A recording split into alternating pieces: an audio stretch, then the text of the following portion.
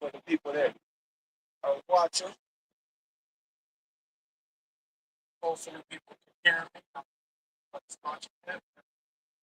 Hopefully, y'all hear me because I'm gonna say whatever it is I gotta say. Talk about the Bucks real quick. Just some thoughts that I have. Somebody watching, so hopefully whoever's watching can let me know that you guys can hear me decent enough. Let me thumbs up or something. Uh, so I wanted to talk about this Buccaneers. Well, and talk about what that win means. I also wanted to give my thoughts on the Dean. Since he got contract. So first off, let's start with him. It's the Atlanta Falcons. It's probably going to be a short video, but big win against the Atlanta Falcons. But why is this a big win? Because if it was a loss, would it have mattered? No, not really. Does it matter for the Falcons that they lost week 1? No, not really. So how can it be a big win if it wouldn't have mattered lost and it doesn't even matter that the Falcons lost? Well, for one, obviously, let's do the basics real quick. Division rival, right? And I just mean another player that's in the division. Nothing special as far as rivalry or nothing like that, but a division game. Um, and those usually count as two. Um, but not just that. It's the game we had, right? I was watching the Rondé show, and they talked about how when was the last time you seen Toggles fired up after a game? And he was like, week 1, he's already fired up. He thinks there's something special with the Bucks or whatever. He's think his team special. Week 1 is already fired up. Blah blah blah. It's great. That's great. But let me tell you why Toggles is fired up and why this win is a big win. Because all games are not equal. And what I mean by that is it's not about how you it's not always about winning. It's not always about losing. Sometimes it's about how you win, sometimes it's about how you lose. And this game, if you watch this game, you can sit there and say any given Sunday. The Bucks are by far the better team. The better team does not always win on Sunday. It just is what it is. If you watch football long enough, it don't matter if you know that football team is going to be the Super Bowl winner at the end of the year. Any given Sunday, it does not matter. And that's just what it is. What up, Tony? Hopefully you can hear me. Let me know if you can hear me, Tony. That's just what it is. Any given Sunday, you never know. Now, the Bucks are the better team, but the better team on Sunday was the Falcons. They hit the ground running to an extent. To an extent, they hit the ground running. They came out offense, scored right away. Now we're going to talk about that because we have to talk about some of our players. We got to talk about the Falcons as well. What I assessed from the Falcons, but they came and hit the ground running. They came and scored right away. Defense came out, was flying around. Gave us a 3 and out 2 times, or a 3 and out and a 4 and out, however you want to say it. But basically came out, scored, stopped us. They looked like they were going to score again, but we stopped them, and then came out and stopped us again. And they were on. They were on. It took the Bucks a while to appreciate it. It took the Bucks a while to get going, for the engine to get going. Now, the engine was sputtering the whole game because Baker was just off. The whole game Baker was off. I said that in halftime. I said it after post game. Baker was just off the whole game. He couldn't throw accurate to save through was behind the receiver. Literally, the two touchdowns he threw were the only accurate balls he threw, and they were like just like perfectly accurate. But besides those two throws that he threw to Ibuka, every other ball was like terrible, terrible, terrible. Basically. Um, Baker was off. Baker was just off the whole game. But besides Baker, the run game was off, and then the run game came on, and then the run game kind of stuttered a little bit. The defense was off, then the defense kind of came on. The defense had a little hiccup with Servassier, and then the defense came back on again. That's how the game went for for the Bucks. Now for the Falcons, the way the game went, it seemed like the offense was on, but it really wasn't. At least we couldn't say that it wasn't on because they were scoring and moving the ball. But really, it was our defense. And then the offense slowed down because our defense came on. And then their offense was started playing desperate towards the end and was able to make a couple situations happen because they were desperate, which was, hey, it is what it is. Whether you're desperate or you're not desperate, as long as you move the ball and get what you got to get done, that's all that matters, right, for that game. But the reason why this was such a big game was because we weren't the better team on Sunday, and yet we still won the game. And how we won the game further shows a good sign of the season and this team and the mentality of this team. There's still some mental situations that we got to overcome, but that has to do with other teams that I don't even know if we play these teams on the schedule, but yeah, there are other mental obstacles that we still got to overcome. But it's good to see right away, week one, which we really had no reason to doubt, but that week one we have fight and that, we're not going to give up. And even when we're not out there on our best day, we're still a problem. And we still can pull out a win no matter what.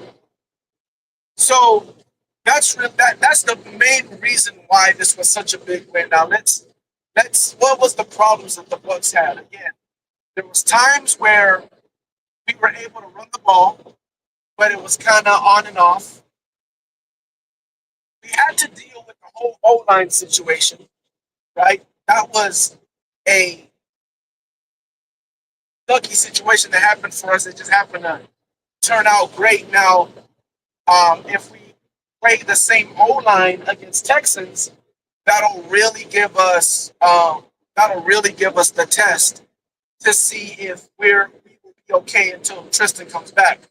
Because the Falcons really ain't the test, right? To know if we'll be okay while Tristan comes back. If we are okay against Houston in that D line with this O line, and I don't even know if we're going to put out the same O line or if we're going to go back to the regular O line with Charlie Hank at left tackle. I don't know what we're going to do, but I think we're probably going to stay with the same O line because they did pretty good. But that'll be the real test if we can ease Tristan back, or if we just got to bring Tristan back because we need help. You know what I'm saying?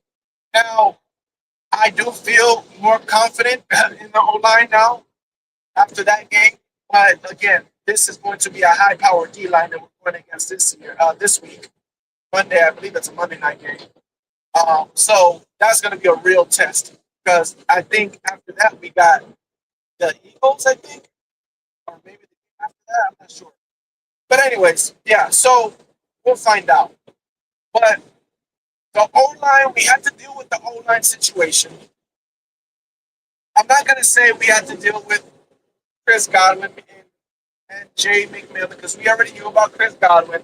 And Jay McMillan is not something that we didn't think we were going to have to deal with. But we already talked about in the preseason that our wide receiving core is our strength, one of our big strengths.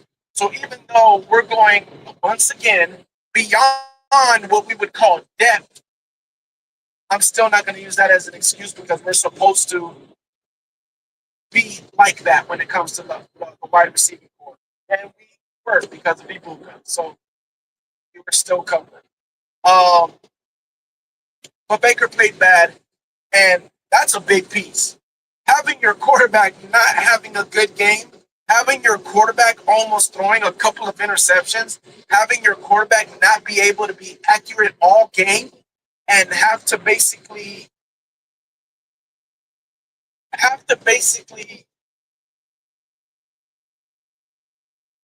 be lucky or edge out a couple of touchdowns is that's big. Now, I give Baker a lot of crap. I don't believe Baker's as special as a lot of people, or let me not say special. I don't believe that Baker's as good of a quarterback as a lot of people believe. And when I say that, I mean a quarterback in the pocket. Arm talent is more specific, is what I should say. I think more people give him more credit in the arm talent department than that he really is. And to be honest, I just think people don't know any better. Is the truth. I just think a lot of people just don't know any better or don't understand that that's really what I'm talking about when it comes to Baker not being as good as I think a lot of people think. I do think he's talented. I do think he is a lot smarter in the brain than I for sure than I give him credit for. Um, and I know a lot of other people. So I do think he is better than what I thought in some parts, but I still don't think when you talk about arm talent, he lacks. And when Baker is playing the way he played week one, that's scary for us. That's very scary for us because we can't win with that type of Baker. That Baker can't come out against the Texans for sure. That Baker cannot come out we will lose against the Texans if that Baker comes out.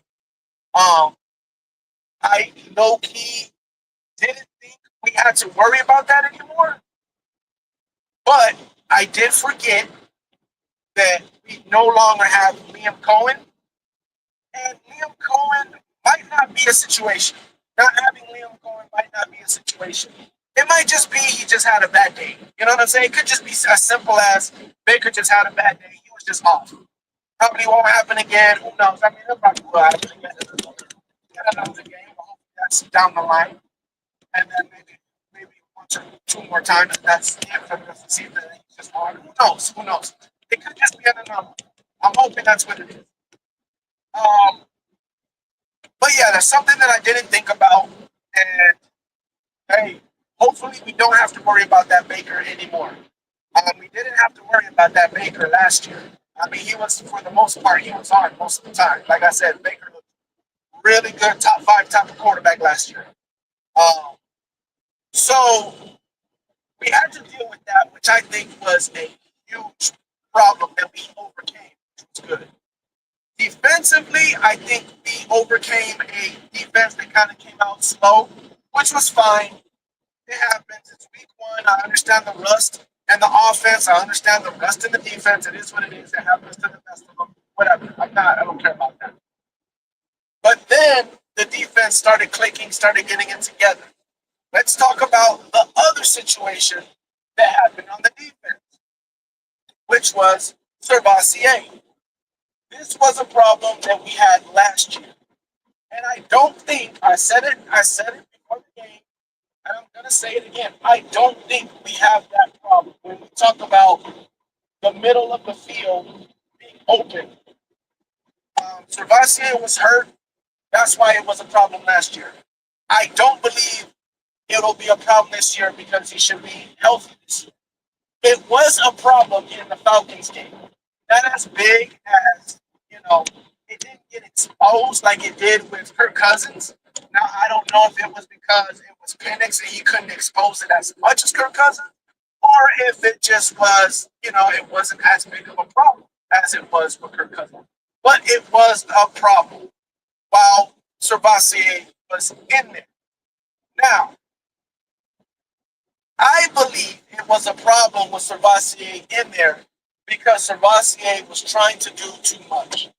Uh, Todd Bowles said in the press conference that Servassier was, I think he said, stat hunting or stat craving or something like that. Something like he wanted stats. Say it was something of that caliber, that type of situation, where he was basically he's making it seem like Servassier was just trying to be greedy with plays and trying to like make every play type of situation. And I do believe that's what it was. And he was benched. He was benched for that.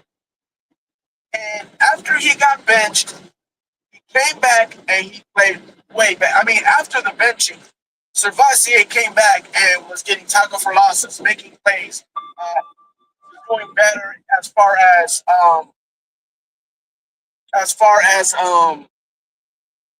what do you call it, coverage, right? He was doing way better.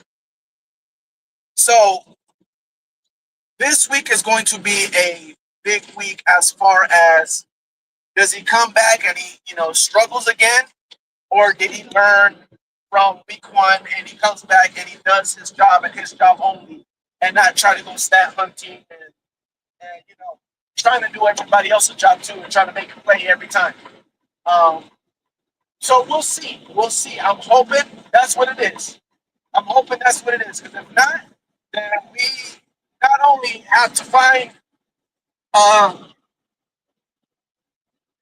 Lavante's replacement, which is what we're hoping Servassier is, but we'll have to find Servassier's replacement as well still. So we'll see. We'll see. Like I said, they expect a lot from him. They're putting a lot on him. I expect a lot from him. I think he can do it. So this will be a big game for me to watch Servassier in this game. But we have to deal with that problem. Now I want to go to the Falcons because this is what I was assessing with the Falcons. I do believe the Falcons are a better team defensively. I liked what I see from the Falcons as far as the defense, right? I think their edge, they still might have a problem at edge, rushing the quarterback, but you can see that there is some talent there. You can see the speed, you can see the fluency, the athleticism over there on the edges. So they might have something there. They might not.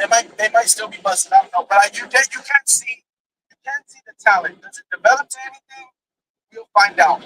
I do like, again, their safety. I liked them when they got him in the draft. I was low key pissed. I think he might be one of them. He might be one of them guys.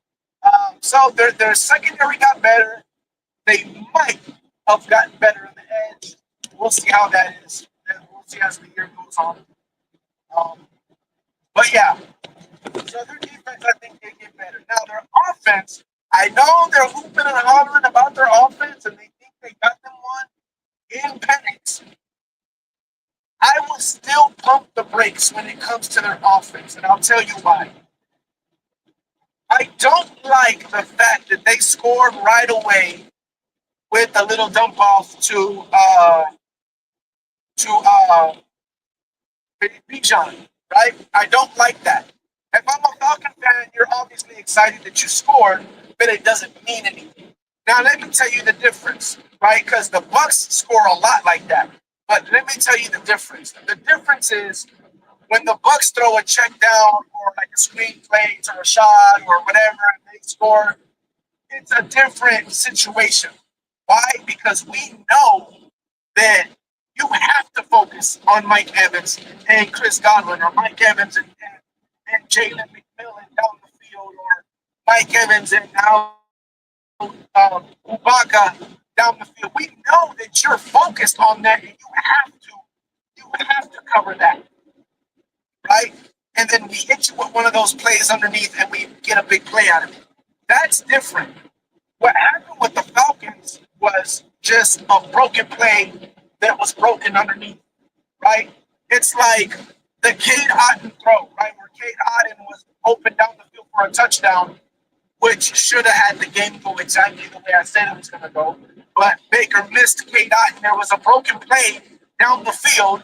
It was a broken play by the Atlanta defense secondary, and K Dot was open down the field, and Baker had him wide open and literally threw to the literally other side of Cotton when he was supposed to throw the corner route. And it didn't even have to be a corner route throw, but it could have just went right to him. But it was on the he threw it to the wrong side of K Dot. Anyways, it should have been an easy touchdown, walk-in touchdown. Now, if we would have made that play, I wouldn't have sat there and been like, "Oh, K Dotton's a deep threat now." Like, did you see that play? He's a deep threat now. No, he's not a deep threat play. No, that play is not a deep threat. It was a broken play by the defense. That don't mean that every time we run that play that's going to happen or we're a threat because we got that play. No, it's the same thing with Bijan. Now, Bijan is, don't get me wrong, Bijan is a threat when you check it down and he's in open space. He is a threat. But what I am saying is him scoring like that is just, okay, you got one. That was good for you. That don't mean that your offense is like that, or that don't mean that your offense is that powerful, or that you're hard to stop because we got to worry about that. No, no, no. If we worry about that, we'll stop it. If we have to worry about that, we will stop it. If that's a thing that keeps happening and we're like, bro, we can't stop it because if we try to stop it, then you guys hit us with Drake and they're like, we got to pick our poison. Then it's a problem. But that's not what it was. What it was, again, Servassier was leaving his assignments and was stat hunting and kept busting the plays. So I obviously I understood that in the beginning of the game. I wasn't worried or like, oh man, their offense is gonna be tough or whatever. Then you continue with the game. The Falcons offense was struggling. It seemed like the best time the Falcons looked was their first couple of plays. And the first 12 plays are scripted. They obviously didn't go through their first 12 plays in the first drive. So their first, two drives, I think, or 3 drives, those were scripted plays, which was the best that their offense looked. Then the rest of the game, they struggled. Now, Penix is a gamer. Don't get it twisted. Penix doesn't do what he did against us as far as the throws he made, the reads he made, running with the ball, diving for the first down, running and diving for the touchdown. You don't do those type of plays unless you're a gamer. So obviously he's a gamer, right? But as far as a quarterback, as far as picking the defense apart, going through his progressions, him not having a problem with that, I can't say that yet. I think he still looked like a rookie doing that stuff. And like I said, I think he struggled. Now again, I don't know if he's going to continue to struggle. It ain't like Todd Bowles' defense is the easiest defense to read pre-snap and post-snap. You know what I'm saying? It's not the easiest. So I'm not picking on the kid or nothing. I'm just saying I think Falcon fans, you should be excited, but I don't think that game meant what you guys think it meant yet. Now it could. Maybe he goes out there and he picks apart wherever you guys play next. I think it's the Vikings. But for me, I'm like, okay, I noticed that. I'm like, all right, his offense on paper or on the box score, I guess, it seemed like it was better than it actually was. It wasn't actually that good.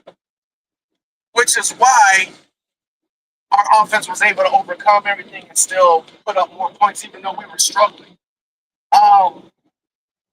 So that's what I seen from Penix, right? And the only time he kept converting, they kept going in third downs. And the only time they really kept converting those third downs was on Servassier when he broke the dang assignments. And it wasn't until we benched Servassier and put Deion Jones in there where we were able to stop him on third downs.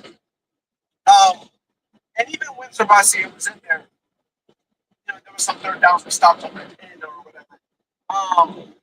But even when Servassier came back, there was a lot of fourth downs that they had to convert because we were stopping them on third downs. So I'm just saying all that to say there still might be some things that they have to work on, and they're not as much as everyone's already claiming Michael Penix. Oh, he's that guy. They got one because I hear a lot of people, even Bucks fans, talking about, oh, we gotta have to deal with Penix for years now. They got them one.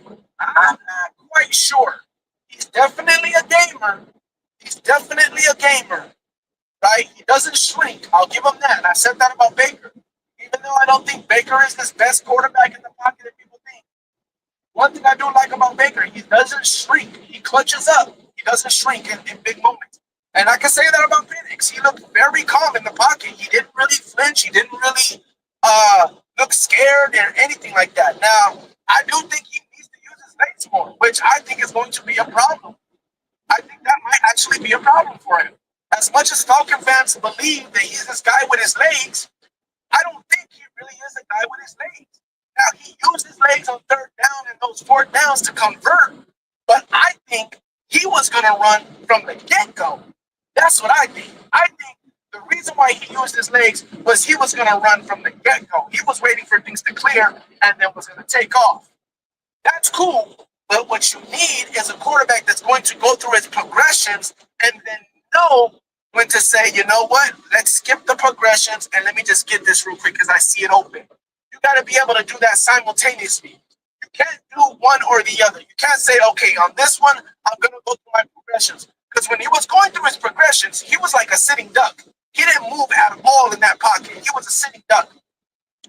The only time that he moved out of that pocket is when we literally put our hands on him and then he would break out of it and then take off. But what I'm saying is he never felt the pressure to either move around in the pocket or get out of there. He would always sit in the pocket and he wouldn't move until our hands were literally on him. Then he would be like, oh, snap. And then he would get out of there. He got to work on that. I think he either sits there and says, I'm going through my progressions, or on important downs like third downs or fourth downs, he's either saying, I'm going to go through my progressions, or you know what, on this one, I'm going to look like I'm going through my progressions, but really I'm looking to run. I don't know yet. That's just week one. I'm just looking. That's what I'm seeing from week one. I have no idea. I could be completely wrong. No, I'm just putting that out there. This is something that I think Falcon fans need to watch more. Anyways, that's what I seen from that Falcon game. I think we got away with a win. I think the win was huge because it wasn't our best. Not only wasn't our best football, right? As far as offense and defense, definitely was a terrible game for Baker, and we still came away with a win.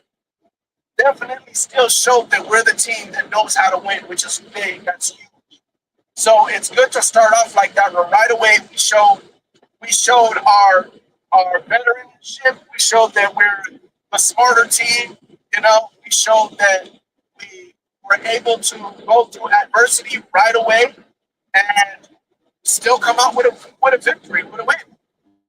Not even the fact that we missed a field goal and an extra point. We still left 4 points out there. So we pretty much did everything wrong that we could have did and still came away with a victory. And not a victory where we won at the end with a game-winning field goal as the time ran out, but where they didn't have enough time to do anything. So that's a good victory win right there, especially when you think about all the things we had to deal with and overcome. And those are the things that a lot of fans don't understand or don't take. They always, oh, we were this close to winning. That's it. But how was the game? What was the circumstances? What's the context to the game? Oh, you barely beat us. Yeah, but who was hurt? Why did we barely beat you? What was the context of the game? What happened? Like, people don't take the context, which is the biggest way you can figure out through a good game or through a bad, through a win or through what your team is. If you don't understand the context, you won't be able to take away from the game whether you won it or whether you lost it. You won't be able to take away from the game what you need to take away to understand your team more. And what I took away from that game was we are who we've always been since we've been winning the division. A football team that's coached very well, that it has the good amount of veteranship in this locker room that remembers still how to win and how to overcome adversity and how to do what they got to do to win the game. Now, let's talk about Jamel Dean. Jamel Dean got his contract restructured. I think Jamel Dean is gone to the point where we might even trade the man. I don't think we will because I think we're on the road to try to win a Super Bowl. So you need all the depth that you can have at corner while we're trying to make this push, right? So I don't think we will trade him. But if he gets hurt, like early, and we're able, because that's my whole thing when people talk about, oh, Jamel, we're going to trade him. I'm like, that's stupid. We don't need to trade him. We need all the depth we can get, right? So why are we so quick to restructure his contract and he'll be a free agent next year? Well, they believe in Morrison.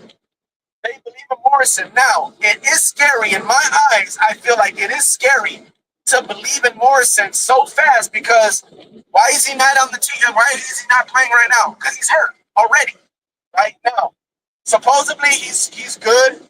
He's coming back from injury already. He should be good to play next week. If not, he will be good to play the next week after that for sure.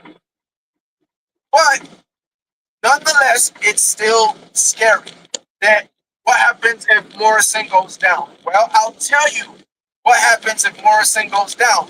And this is the reason why we were confident enough to restructure Jamel Dean's contract and already basically crown Morrison and say you're the next man up.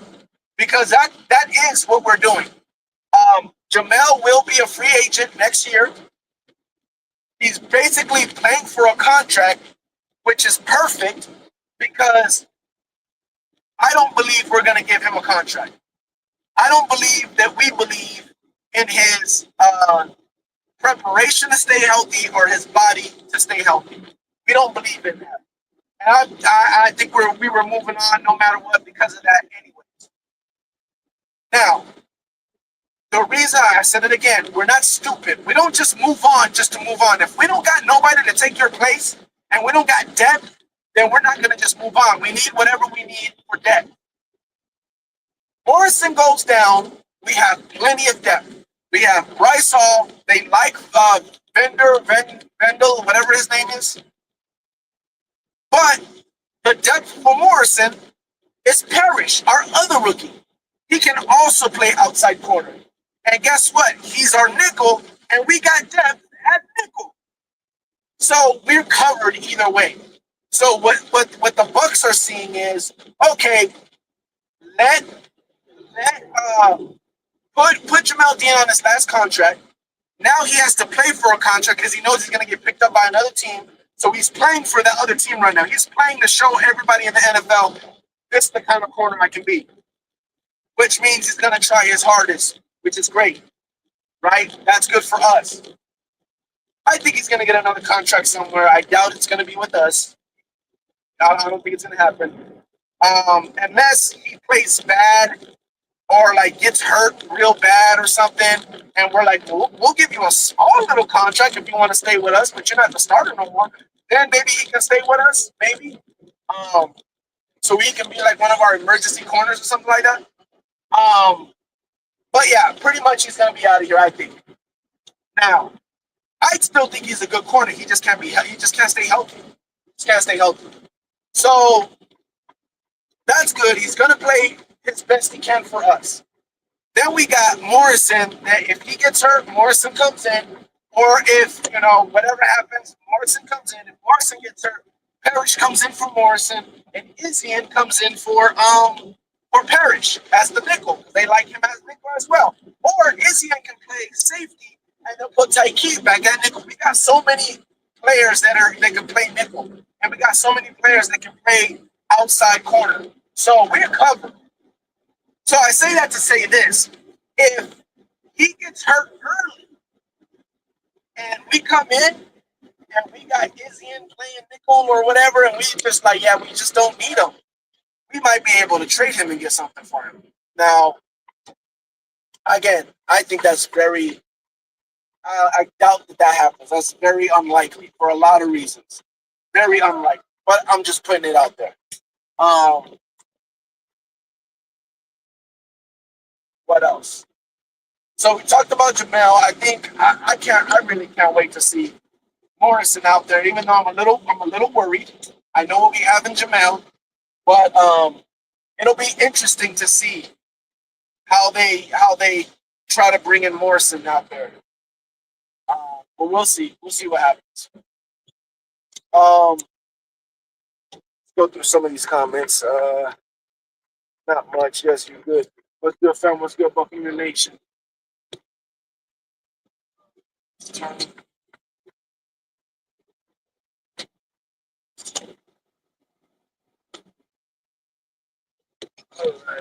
The original Panther fan says Xavier Watts is good. Yes, Xavier Watts is good. Xavier Watts is good. He's definitely legit. They definitely got them one with that. Xavier Watts. Um. So yeah, man, that's what I see from that win against the Falcons. I think it was a big win. I think I'm curious to see what the Falcons look like because I don't think that game. I think that game showed us what the Falcons could be. Either way, like I think that game didn't really show anything for the Falcons. I don't think you can really you can take good from that game. You can take bad from that game. So I don't know what the Falcons really are yet. I think we'll find out in this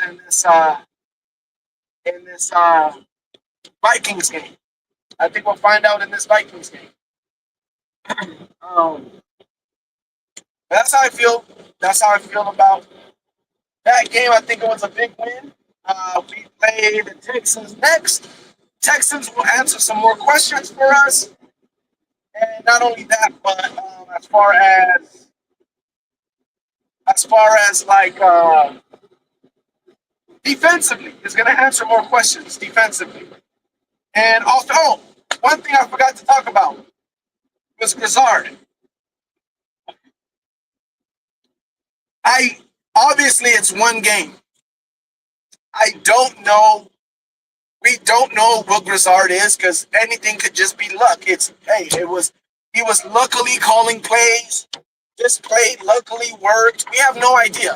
We have no idea, right? It's only week one. We don't know yet about the OC because that's a big question for us about Grizzard or Grizzard, however you say his last name. So we don't know about the OC. But I will say this. I do like that it looks like we still have a run game, even though it was kind of in and out, right? I do. I haven't lost faith in our run game. I think we're still gonna have a run game with him. And even though, because a lot of people are like, well, why was our offense shaky? Was it the quarterback? Was it Grizzard? It could be a little bit of both. It could be a little bit of both. I definitely know it was more Baker than the OC for sure. I know it was more Baker than the OC for sure. But I will say this. I did like one thing I can take away is I did like how he was able to utilize Ibaka right away. He was able to utilize him right away. In other words, he knows how to use Mike Evans, and he knows when they try to take Mike Evans away how to use Emeka. He knows how to use Emeka. So that's a really good sign. I think he did pretty good. I think our OC did pretty good, and he actually, it looked like we got us one when it comes to our OC again. I don't know, though. We will find out more if it was just luck or if it was actually him knowing what he was doing against the Texans. The Texans are no joke when it comes to defense. So we'll find out.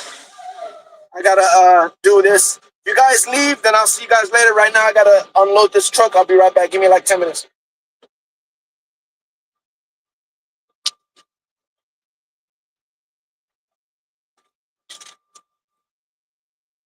Matter of fact, why don't you guys jump in here if you can?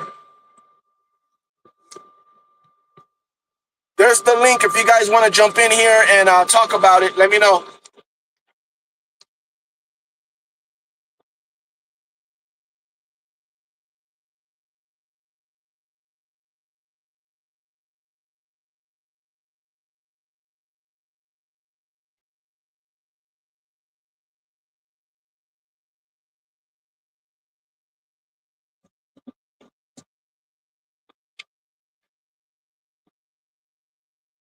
Team Money, if you want to jump in here and talk about how the Panthers are going to lose this week, let me know. Links right there. Come on in.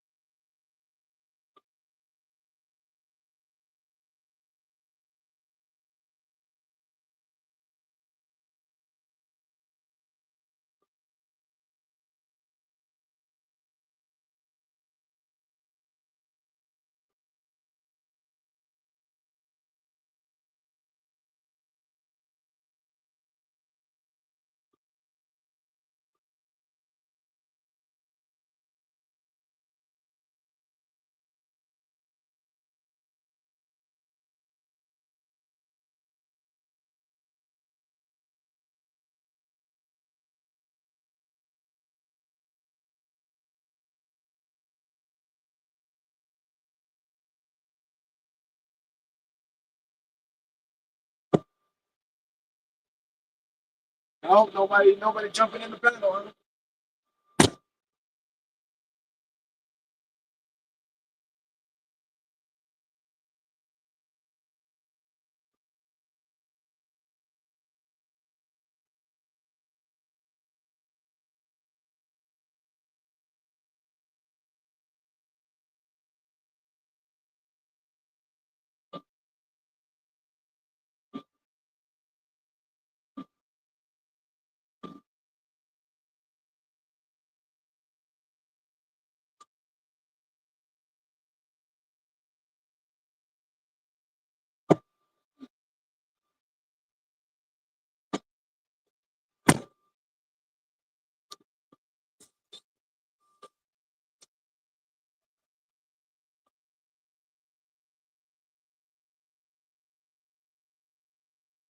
Ooh, it's hot.